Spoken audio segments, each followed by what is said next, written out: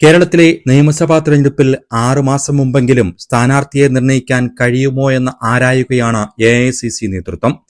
എന്നാൽ 4 വർഷം മുന്നേ ഒരു മണ്ഡലവുമായി ചേർന്ന ജനകീയ പ്രശ്നങ്ങളിൽ ഇടപെട്ട സാധാരണക്കാർക്കൊപ്പം പ്രവർത്തിക്കുകയാണ് KPCC നിർവാഹക സമിതി അംഗം കൂടിയായ ജ്യോതികുമാർ ചാമക്കാല.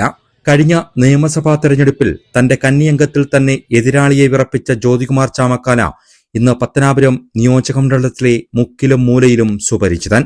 സാധാരണക്കാരുടെ പ്രശ്നങ്ങൾ കേട്ടറിഞ്ഞ ആശ്വാസവാക്കുകളാൽ ഓടി നടക്കുകയാണ് എതിരാളികളുടെ പേടി സ്വപ്നമായി മാറിയ ജ്യോതികുമാർ ചാമക്കാല. തെരഞ്ഞെടുപ്പ് വേളകളിലെ രാഷ്ട്രീയ തന്ത്രജ്ഞൻ വ്യക്തമായ കണക്കുകൂട്ടലുകളുമായി പ്രയാണം ചെയ്യുമ്പോൾ അത് വരുന്ന പഞ്ചായത്ത് തെരഞ്ഞെടുപ്പിലും UDFന് ഗുണം ചെയ്യുമെന്ന് കണക്കുകൂട്ടുന്നവർ ഏറെയാണ്.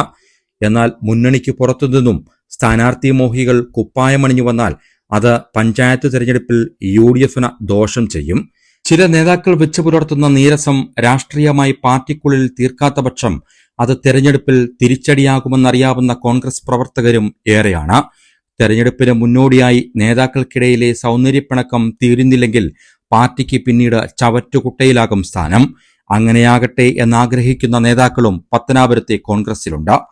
കഴിഞ്ഞ തവണ പാർട്ടിക്കുള്ളിൽ നിന്നുണ്ടായ കാലുവാരൽ ഇത്തവണ ഉണ്ടാകാതിരിക്കാൻ ബൂത്ത് തലം മുതൽ പ്രവർത്തനം ശക്തമാക്കുകയാണ് കോൺഗ്രസ് പ്രവർത്തകർ. ഇത്തവണയെങ്കിലും കോൺഗ്രസിന് ജയിക്കാനായില്ലെങ്കിൽ ഇനി പാർട്ടിക്ക് വേണ്ടി കൊടിപിടിക്കാനില്ലെന്ന് തറപ്പിച്ചു പറയുകയാണ് സാധാരണ പ്രവർത്തകരും. തമ്മിലടിച്ച് ഇത്തവണയും പരാജയം ഏറ്റുവാങ്ങിയാൽ അത് നിലവിലെ കോൺഗ്രസ് നേതാക്കൾക്ക് പലർക്കും പദവികൾ ഉപേക്ഷിച്ച് വീട്ടിലിരിക്കേണ്ടി വരുമെന്ന കാര്യത്തിൽ സംശയം വേണ്ട. News desk Rijo Pathanapuram.